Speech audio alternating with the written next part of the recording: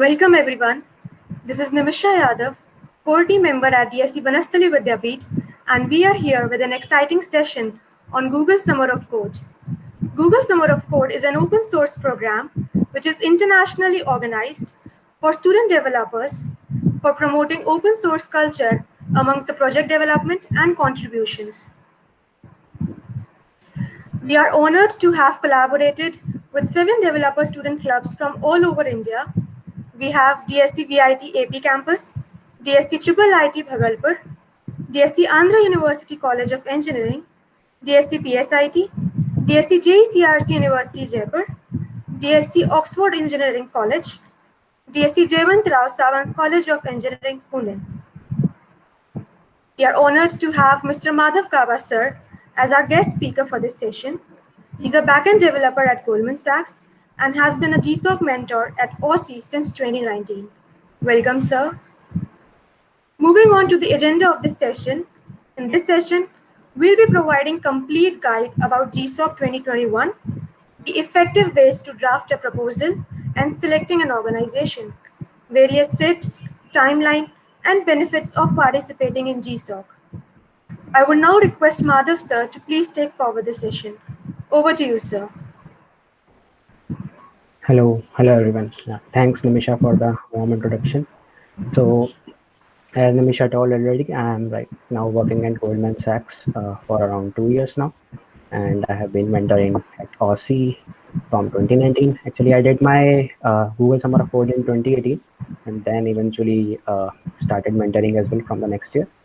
So I have prepared like a PPT. So I tried to draft all the information I had in that. So let me present my screen and we can like discuss if you have anything. Let me start my screen share. So I hope my screen is visible. So let me start with it. So yeah, I think we can start. So as Nimisha told already, like what is GSoC? So we can talk about these, like what is GSoC again and why is GSoC? And the most asked question is how to start. Like students like generally get confused on how to start and how to contribute. So we will cover that in detail and the timeline and how to apply and how to give a proposal as well. And a few tips, perks, benefits, and question and answers if anyone has. So let's start with the first. What is GSoC? So the motive of GSoC is to include the college students apart from their academic studies to contribute in something that can help in the betterment of open source and building something like that is innovative. So like out of your college academics, you will gain exposure to things, how things work, and not just limited to like college things and all. And so that this will definitely help in when you go for a job and how things work. So that will be definitely easy for you to understand already. And like it's so, and you are paid as well for the stipend and all, and that we will also cover here. So all the accepted students gain exposure to real world software as I already talked about, and like startups and all are also attracted by the students who have participated in GSoC. So there are lots of benefits you can gain from it. And so yeah, let me cover in detail about why GSoC. So so the first thing is like open source contributions. So we should not confuse open source contributions with GSoC. The only motive should be that we should learn and learn. So GSoC, it is an initiative by Google to like ask students to contribute and eventually learn. And definitely the perks they gave are also awesome. So the motive is that inspire the young developers from college students because like college students have a lot of time to participate in things like if I talk about myself, like we usually do the office work on weekdays. So but the college students have a lot of time, so they inspire them to contribute some of their time in open source, so that can help in their learning as well as the betterment of society. So yeah, and we can identify the open source projects and start in like include new developers. So you will be a good engineer in the end. Like you will learn about the things and all, and get more open source code written and release the benefit of all, as I already talked about. Provide students the opportunity to do work related to their academic pursuits during the summer. So the best thing is that it's the GSoC process usually starts when you have summer vacations after the semester. So I mean you don't have like you have a month holidays and all. So you it starts at that time. So your academics won't be affected by the GSoC. So you need not worry about that as well, and you will get exposure to distributed development, version control, software licensing issues, testing, and communication best practices. So if any of the things like is sounding jargon, we will cover in detail and need not worry about it. So yeah, let me start with yeah. So how to start? So I will cover this section in detail. So because most of the students usually ask me like how to start, they get confused, really confused. So I would say keep all the things apart and first of all know what is Git.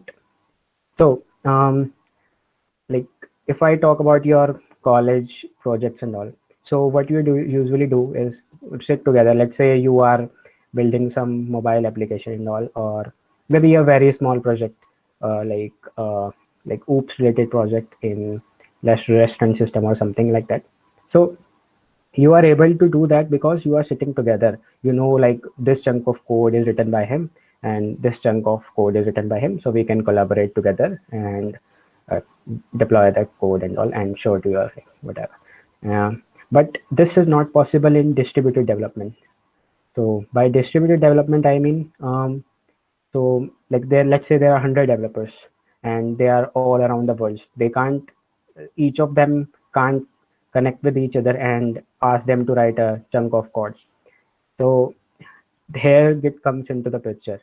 So it helps in easing the process of software development. So I mean, I will highly recommend to read about it. So, but I can still, if you have, if you guys have a bit of idea already, so I can talk a bit about it.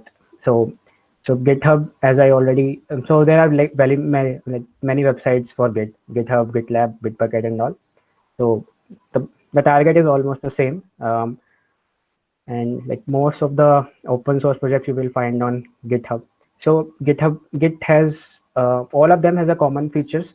So what do we do is there are like branches. So branch, by branch I mean where the chunk of code resides. So the main branch is master, and we can send, if you make a chunk of code, so what you can do is send a pull request to master and ask your mentor to review.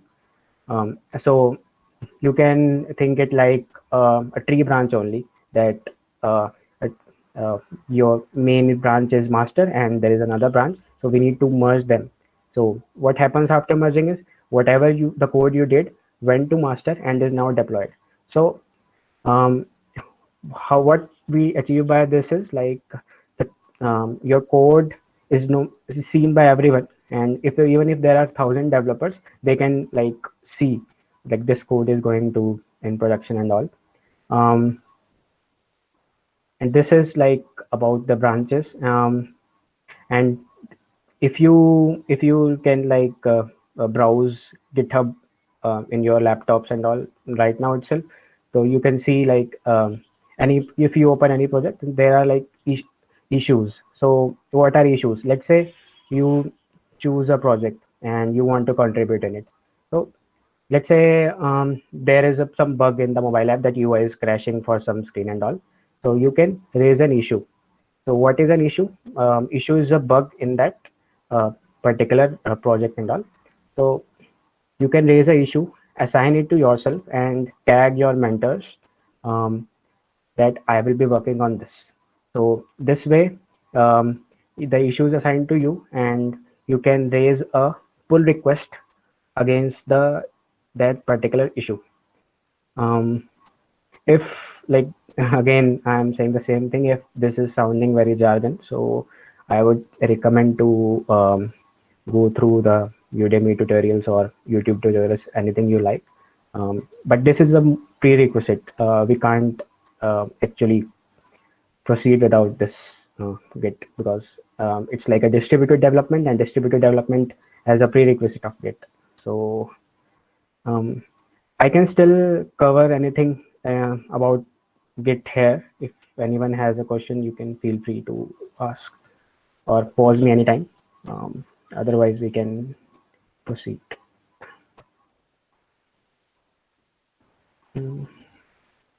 Okay, I would assume. Even if you have a question, you can like ask it later on as well. No, I will have a separate session for Q&A and the end. So let me proceed forward. So how to start, like again, so learn Git, of course. So as I said, Git is a prerequisite of all, because you can't in a distributed development, if you want to contribute, everything should be known by each and every developer, and that is possible by Git only. And I would recommend to, if you are using Windows and all, I would say like dual boot your systems and use Linux, so that you have a better understanding of command line and all. And Linux is faster as well. So you can migrate if you want to. And so yeah, and the first prerequisite is done, that you need to learn Git. After that, the thing is, you need to choose a development stack. So this development stack should be wise, like as wise as in something that interests you. If you want to be a web developer or Android developer, so or a Python developer, there are like multiple things you will find.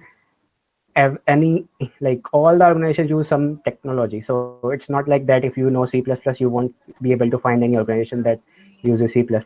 But choose one thing and contribute in that. So I don't rush in multiple things, that I will learn Java or JavaScript and everything. Learning everything is not possible for sure. But try to learn anything, and go, I would say, go a bit deeper into it, so that you have a better understanding. Because usually the projects we find in open source are like very good, are maintainable and have very good quality. So you should like have a at least a good basic understanding of that particular stack. So after you have chosen the particular stack and have uh, a bit of knowledge about it, you can now jump to the summerofcode.withgoogle.com. So it's a official website by Google, where you can find all the organizations, and you can eventually start choosing an organization. So again, this is like a very important step. So you should choose an organization wisely. Choose some idea that interests you.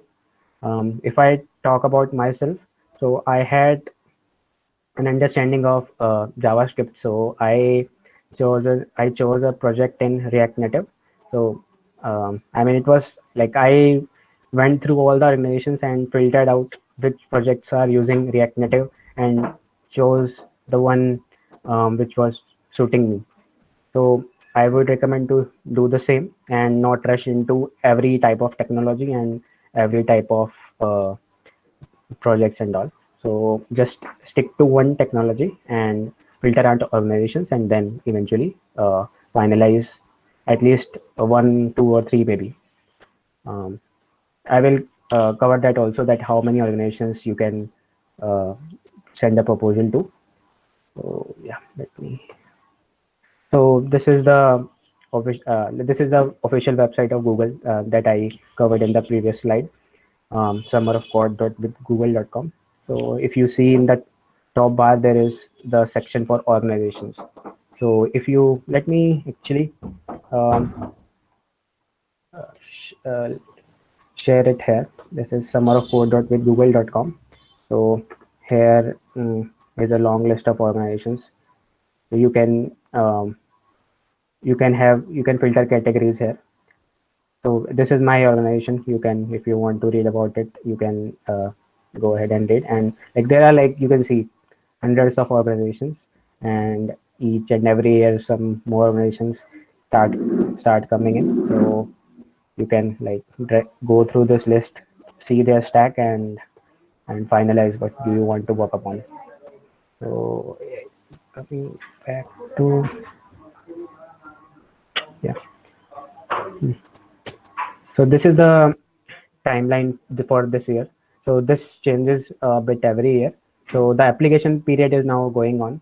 So like it's like just 3 days if you have not 3 days left. If you have not submitted a proposal, I would say just start it quickly and go ahead and submit your proposals to the respective organizations if you were already contributing.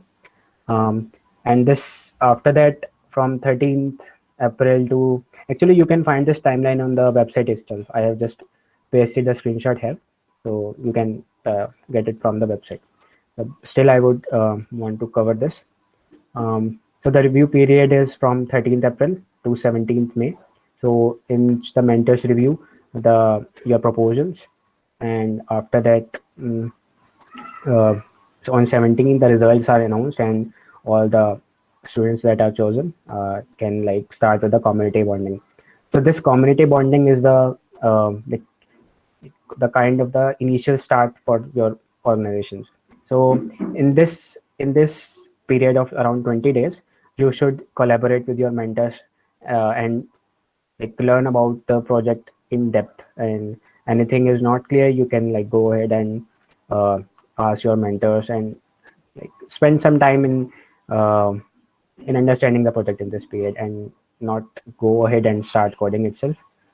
You can if you want beforehand, but what I would say is like you should have a very good knowledge about the project within this period, because you have 20 days, and I think it's enough for you to understand that.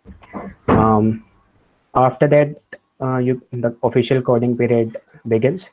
So coding period is now 2 months. Earlier in my time, it used to be 3 months, but this time, what Google has done is reduced to 2 months and increase the number of participants. Like there are limited number of seats for the selections, but they have increased this year. But in order to reduce the time, so you have like all of us have now a better opportunity to be a part of GSoC. So that's a good thing. Um, then after your first month of coding, from 7th June to 16th August, your first evaluations begin. So whatever you have done, your mentors will review that. So make sure you have a good impression in your work, and so that your mentor uh, does not fail you. So failing is a usually a very rare case. Personally, in my organization, we have never seen anyone failing. So, but you should not. You should have a good impression and like do your work perfectly according to the timelines you have. And I think 1 month is a pretty good period to work upon. So yeah, after um, your code evaluations from, so 16 to 23rd August is this year is the review period for the first evaluations, and after 23rd August your final evaluations begin. It's basically the evaluations happen two times. One after first month, that is July 16th, and second after 23rd. So after your um, this period also ends, so officially you are now done with the GSoC period. Um, this is the time you can go through the website and read in detail if you want anything to know about more about this, or maybe we can cover this in the Q&A session. So I think we covered the whole details, but about the timeline, let's discuss more about the application and proposal feature. So, um, so right now, till now, what do we have done is we have chosen our organization, and we know the tech stack, and it's time for creating the proposals. So proposal is nothing but a document stating that this much amount of work you are going to do in um, this 2 month session, and it might be anything like new features or something enhancements in your project, or the migration from uh, an older dependency or newer dependency and whatnot. So you can submit up to 3 proposals in any organization. So if you have been contributing in 3 different organizations, you can go ahead and submit a proposal in each of them. So, but the thing is, you will only be selected for one organization. So that would be decided upon later by the. So if you have just one organization, that's also fine. If you are contributing in 2 different projects in one organization, that is also perfect. That's also fine. You can send a proposal for both the uh, projects, and the proposal section is also covered in the website. You can, when you create an account on the summer of code with google.com, there is an option to submit a proposal. So I think uh, here only it comes. So yeah, learn more and submit a proposal. So you can uh, browse it and understand what all is required. So proposal is usually a Google document or PDF, or maybe even a presentation if you want.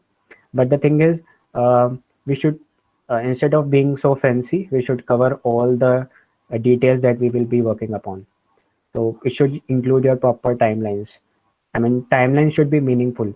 Um, it's not like that if you are saying that I will add a button in this screen and you are writing that I will cover it in 15 days. That doesn't make any sense. So you should be clear about that. And if you are doing some big works, let's for example from migrating from a older dependency to a newer dependency, make sure you write about the proper time, that it will take around 15 to 20 days. That's fine. uh, you can like write 5-6 days extra from what you think. That's fine, but it should be meaningful, because we sometimes we get stuck also, so that's fine. But adding a button and asking for 10 days, like this things you should not do. And if you are working in front end projects, so I would say you should always include mockups. I mean, the screenshots of the new web pages or the mobile app pages you will be working on. And this is the third point is very important. Make sure you convey to cover the unit testing. So let me talk a bit about the unit testing. So by unit testing, we mean that if we are saying a function does this, then we should have a test for that. Let me give an example. If you are saying, like, let's say you created a function that takes 2 arguments and sum them, let's say int sum, and it takes a and b and return the sum of a and b. So we know that this function will return the sum, right? But how are we sure that this function will return the correct sum? So we have what we can do is we can pass a sample to variables 2 and 3 and assert on the output that this is 5. And so that way we are sure that yeah, this function is working perfectly. I mean, these things becomes important when your functions are not simple. The sum function is pretty simple, so we are 100% sure. But if your functions in the bigger projects are like of thousands or hundreds of lines, then this play a major role that your overall output should be consistent. I mean, this is the covering unit testing is a sign of a good developer. So if you have learned some tech, maybe like React, so you should learn Jest as well. Jest is the testing framework for React, and in Java we have Mockito and all. So just make sure that you learn the unit testing along with the tech stack you have chosen. This is like the main thing about the proposal. Yeah, and now moving to the interaction session. So how to actually interact with the uh, the organization members. So there are various uh, discussion channels. You can Google them about the organization. You will find where they are connected to. So if I talk about OC, we have a GitHub channel. So GitHub channel is like if I simulate it with the WhatsApp group, so it's similar to that, but the official works only. So it's like a WhatsApp group in some another application. GitHub is an application you can browse it on uh, Play Store, and the Slack is also another application. So it's like a group membership, and developers talk to each other in that. Um, uh, it is like similar to a chat messaging app only. So yeah, that's fine. You should always be in the like community bonding period, as we discussed in the timeline session. You should always be in touch with members during the community bonding as much as possible, because you need to have the proper depth of the project. So only mentors can help in that. And yeah, and helping other contributors is also a very good thing, very good sign of a good developer. So if you are build initially, what happens is building uh, a project locally sometimes becomes difficult, because you need to install all the dependencies. Let's say if you are working in Android project, you need to have Android Studio installed, Java installed. um, Sometimes the who are the beginners usually face problems in installing dependencies and all. So you should, if they ask something in the channels, so you should always be there to help them. Mentors will definitely help. So if you help them, like, mentors will also see that thing, that this developer is also helping others. So that's a good sign, that he's helping, and he has a very already a good knowledge about the project. Yeah. Um, about the contribution. So contribution is also a tough part where to begin. So start, I would say, for contributing, start with some bug fixes. If I talk about myself, I started with the navigation feature. So what happened was is, there was some bug in the navigation. So if I back press 2 times, it was stuck on a screen. So I googled it about the dependency they were using, and raised a issue, and raised a pull request. And the great thing is that your contribution can be as small as changing background colors as well. So you, if even if you are changing a readme, that's also a contribution. So that's fine. If you are starting that way, that's perfectly fine. um, and yeah, like, you have to a bit work hard as well. So spend some time on understanding the core structure, the design patterns and all. You can um google about what are the design patterns for a particular development. So if you already know, that's pretty good, but you should learn about the design patterns as well. And the pro tip is, start contribution even before organizations are announced. So what I have usually seen, that students tend to contribute after the organizations are announced. That, like, the organizations are usually announced in Feb or March, I guess. So after they get the news, then they start contributing. So I mean, that is fine. But if you contribute even before, that you can write in your proposal that I contributed in this organization, no matter it was not selected, but yeah, I have a good understanding of open source, and I have contributed in multiple projects. So this definitely enhances your proposal. So if even I started before January itself, I started in, I think, of November or December. So that leaves a good impression. And most of the times it happens that if the organization is big, so there are like very high chances of getting it selected again. If there are like lots of things that can be enhanced or introduced new, so that organization will be considered for sure. So um, not do not just start from Feb or March. I would say only you can contribute in weekends. It's fine, but start from maybe December or January. That would leave a good impression for you. Yeah. And so coming to the perks, so stipend is pretty good. Um, at our time, it was a 3 month period. So we usually we got around $2,500, I think, but now it is reduced to 2 months. So for India, it depends on the country you are working from. The range of stipend varies from $1,500 to $3,300. For India, it's $1,500. So you can, like, it's a like a pretty good amount, around 1.1 lakhs. So you can enjoy. Yeah, and this is paid in installments. So after your first month of coding, after your mentors have evaluated and passed you, you get the first installment, and it's the 45% of the overall amount. So 45% of 1,500, whatever is the amount you will get. So Google has integrated with Payoneer So you will get a mail regarding all the stipend information. So that's not to worry about. And the remaining 55% you get after the second evaluations, when you have contributed. That is the major portion of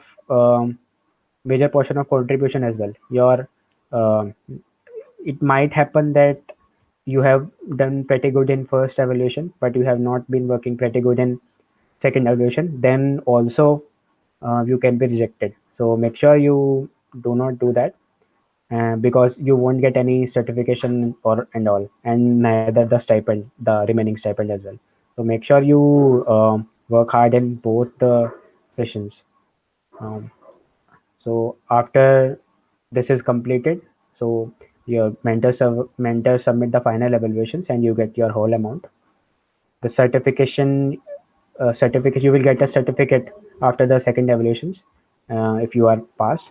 If everything goes well, you will like get a mail from Google, that you have completed the GSoC, and you can definitely go ahead and spark your resume.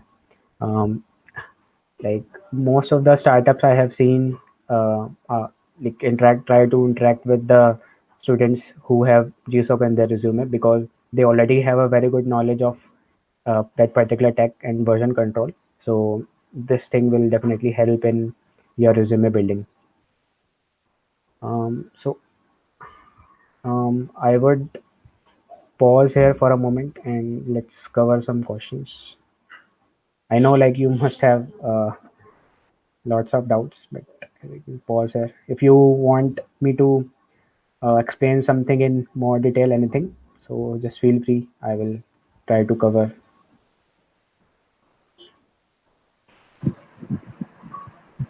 Thank you so much, sir, for your insights. Hmm.